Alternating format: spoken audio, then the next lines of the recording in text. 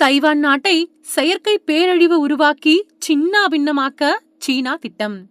அம்பலப்படுத்திய ராணுவ இதழ்.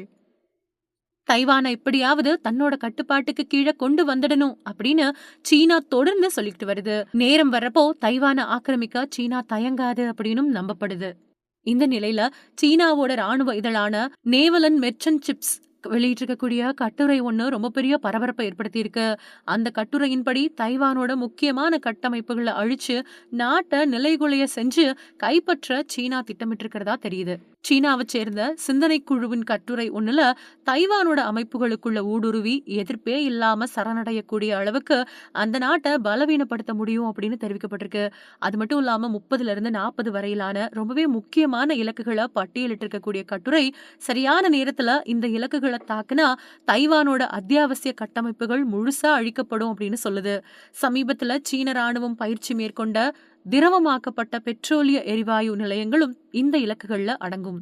சவுத் சீனா morning post வெளியிட்டிருக்கக்கூடிய செய்தியின்படி சீன இதழோட மே மாத இதழ்ல பின்வருமாறு குறிப்பிடப்பட்டிருக்கு. அமைப்புகள் சரிந்தால் தைவானின் சுதந்திர ராணுவத்தின் எதிர்ப்பை விரைவில் இழந்து போர் இல்லாமல் வெற்றி பெறும் சூழ்நிலை உருவாகும். தைவான் பிரச்சனையை தீர்க்கறதுக்காக குறைந்த செலவு அப்புறம் அதிக செயல்திறன் கொண்ட ராணுவ விருப்பமா இது இருக்கலாம். கட்டுரையில மேலும் மின்சாரம் அப்புறம் நீர் விநியோகம் பல நாட்களுக்கு தடைபடலாம் அப்படின்னும், இதனால போக்குவரத்து முழுசா ஸ்தம்பிக்கலாம் அப்படின்னும், தகவல் தொடர்பு அப்புறம் இணைய சேவைகள் பாதிக்கப்படலாம் அப்படின்னும், மருத்துவ சேவைகள்ல இடையூறு ஏற்படலாம் அப்படின்னும், உணவு அப்புறம் அத்தியாவசிய பொருட்களுக்கு பற்றாக்குறை ஏற்படலாம் அப்படின்னும் கணிக்கப்பட்டிருக்கு. சூன் ஸ்வின் தி ஆர்டர் ஆஃப் வார் அப்படிங்கிற புத்தகத்தை மேற்கோள் காட்டி நகரங்களோட கட்டமைப்பை முழுசா அழிக்கக்கூடிய உத்தி குறைஞ்ச ராணுவ செலவுல அதிகபட்ச பலனை தரக்கூடும் அப்படின்னும், இது போரே இல்லாம எதிரியை தோற்கடிக்கிறதுக்கான சிறந்த வழி அப்படின்னும் கட்டுரை சொல்லுது. தைவான் எரிசக்தி மற்றும் பொருட்களுக்கான இறக்குமதியை நம்பி இருக்கக்கூடிய ஒரு தீவு அப்படின்னும், தொடர்ந்து பூகம்பங்கள் அப்புறம் புயல்கள் மாதிரியான இயற்கை பேரழிவுகளை சந்திச்சு வர்றதால இத்தகைய உத்திக்கு அது சரியான இலக்கு அப்படின்னும் கட்டுரை சுட்டிக்காட்டியிருக்கு. சீன இதழ்ல சொல்லப்பட்டிருக்கக்கூடிய உத்தி சீனாவோட அதிகாரப்பூர்வ நிலைப்பாடா அப்படிங்கறது இன்னும் தெளிவா தெரியல. ஆனா ஏப்ரல் மாதத்துல தைவானுக்கு பக்கத்துல PLA நடத்தின பெரிய அளவிலான பயிற்சியில தைவானோட ரொம்ப பெரிய LNG கிடங்கோட மாதிரியான ஒரு போலி கிடங்குல தாக்குதல் நடத்தப்பட்டது குறிப்பிடத்தக்கது. கட்டுரையின்படி தைவானோட மின்சார அமைப்புல 78% மின்சாரம் அனல் மின் நிலையங்கள்ல இருந்து வருது. தைவான் 11% மின்சாரத்தை அணு ஆற்றல்ல இருந்து பெறுது. ஆனா அதோட எரிபொருள் தேவையில 98% இறக்குமதி செய்யப்படுது. மின்சாரம் தைவானோட கட்டமைப்பு நெட்வொர்க்கோட முதுகெலும்பா இருக்கிறதால அது இறக்குமதியை முழுசா நம்பி இருக்கிறதால அதை இலக்கு வைக்கிறது ஈஸி ஆயிடும் அப்படின்னு கட்டுரை சொல்லுது. ஏப்ரல்ல சீன ராணுவம் ஸ்ட்ரெயின் தண்டர் 2025A அப்படிங்கிற ராணுவ பயிற்சியப்போ தைவானோட மிகப்பெரிய LNG முனையத்தோட போலி இலக்குல நீண்ட தூர ஏவுகணைகளை ஏவுனது இந்த கட்டுரையோட இணைச்சு பாக்குறப்போ சர்வதேச சமூகத்தை பல கணக்குகளை போட வைக்குது.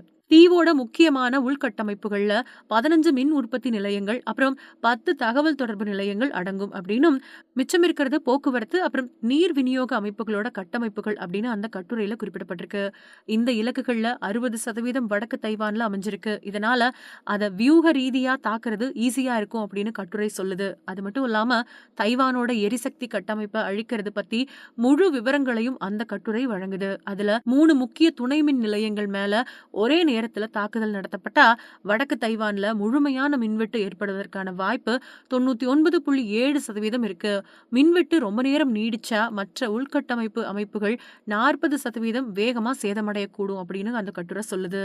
புயல் இல்லனா தேர்தல் மாதிரியான காலகட்டங்கள்ல தைவான சீனாவோட இணைக்கக்கூடிய இந்த உத்தியை செயல்படுத்தலாம் அப்படின்னு கட்டுரை பரிந்துரைக்குது. குறிப்பா புயல் எச்சரிக்கை விடுக்கப்படுறதுக்கும் புயல் வர்றதுக்கும் இடைப்பட்ட மதிய நேரத்துல தாக்குதல் நடத்துறது சிறந்த நேரமா இருக்கும் அப்படின்னு கட்டுரை சொல்லுது. அது மட்டும் இல்லாம மின்சார கேபிள்களை சேதப்படுத்த செயற்கை நிலச்சரிவுகளை உருவாக்குறது மாதிரியான சிறப்பு ஆயுதங்களை பயன்படுத்தி சீனா போலி இயற்கை பேரழிவுகளை உருவாக்கவும் முடியும் அப்படின்னு கட்டுரை சொல்லுது. தைவான சீனா தன்னோட பகுதியா கருதுது. அப்புறம் எதிர்காலத்துல தைவான் சீனாவோட ஒரு பகுதியா மாறும் அப்படின்னு நம்புது. இருந்தாலும் தைவான இது எதிர்த்துட்டு வருது. சீன ராணுவம் தைவான் அப்புறம் தைவான் ஜலசந்தியோட பக்கத்துல தன்னோட ராணுவ நிலைய வலுப்படுத்திக்கிட்டு இருக்கு.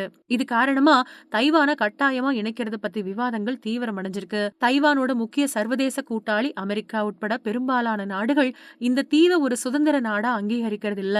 இருந்தாலும் தற்காப்புக்காக தைவானுக்கு ஆயுதங்களை வழங்கிட்டு வருது அமெரிக்கா. சீனாவுக்கும் தைவானுக்கும் இடையிலான உறவுகள் பதட்டமாவே இருக்கு. சீனா பலவந்தமா தைவான ஆக்கிரமிக்க கூடும் அப்படிங்கிற அச்சுறுத்தல் அடிக்கடி நிலவிட்டு வருது.